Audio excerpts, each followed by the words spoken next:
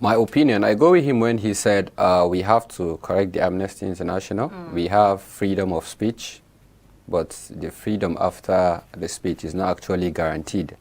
And the reason is because we don't respect law and order, and people tend to be punished based on who you know and how much access you have in the system.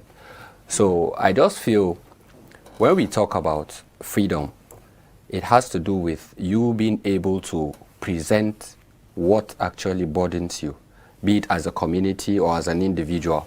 But when you don't have that freedom, or you say those things with fear, or you think, when I say this is what the system is going to come after me, or the system will be told I was the one that says such things.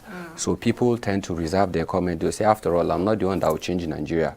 After all, I can't go and cause a problem which I cannot be able to defend myself. So I just believe it's something that we just have to find a way of communicating in blocks, most especially the youth. Anything you want to do, you must have a leader. And having that leader is for you to make sure that you support that leader, so that anything that goes wrong or anything that goes right, you stand thick and thin behind that leader.